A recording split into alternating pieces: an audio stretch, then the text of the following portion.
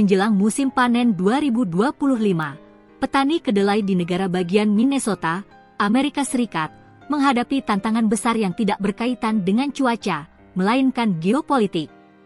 Cina, yang selama ini menjadi pembeli utama kedelai Amerika Serikat, memutuskan untuk memboikot hasil panen dan beralih ke pemasok dari Amerika Selatan. Salah satu pembeli utama mereka memutuskan untuk memboikot hasil panen, membuat komoditas ekspor terbesar Minnesota itu terseret ke dalam pusaran perang dagang Amerika Serikat-Cina. Cina selama ini dikenal sebagai pembeli terbesar kedelai Amerika Serikat. Namun sejak akhir Mei lalu, negeri itu beralih ke pemasok dari Amerika Selatan sebagai alternatif kedelai Amerika Serikat.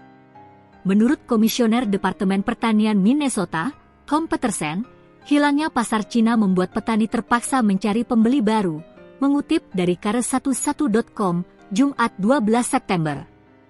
Dalam 1 tahun, sekitar 30% kedelai Minnesota diekspor, dengan Cina sebagai pasar terbesar, kata Petersen. Kalau mereka tidak membeli, kami harus mencari pasar yang lebih kecil seperti Jepang, Korea Selatan, atau Kolombia, imbuhnya. Bagi petani seperti Kyle Jore di barat laut Minnesota, masalah ini bukan hanya soal penjualan.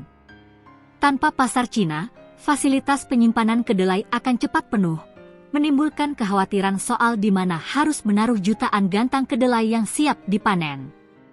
Saya biasanya menyimpan di koperasi, jelas Jore. Tapi tahun ini mereka bilang bakal penuh, jadi saya harus punya rencana cadangan.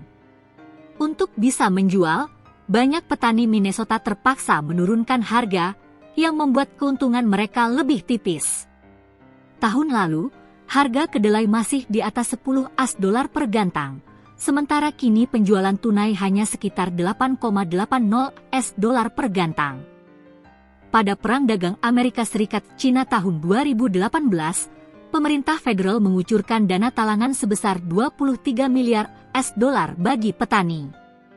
Minggu ini, petani Minnesota kembali mendatangi ibu kota untuk meminta bantuan serupa. Tidak ada petani yang ingin menerima bantuan tunai, ujar Petersen.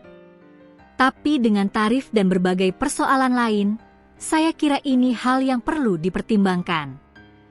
Bob Ward, petani sekaligus pengurus American Soybean Association, menambahkan bahwa petani muda paling merasakan dampaknya.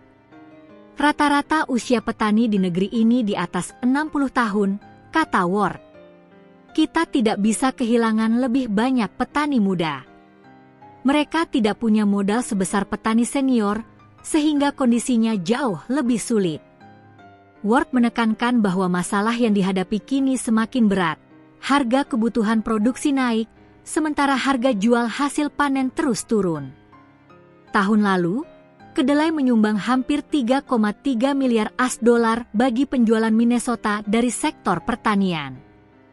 Pada 2025, pertanyaan utamanya bukan seberapa besar panen yang akan didapat, melainkan berapa nilainya di pasar.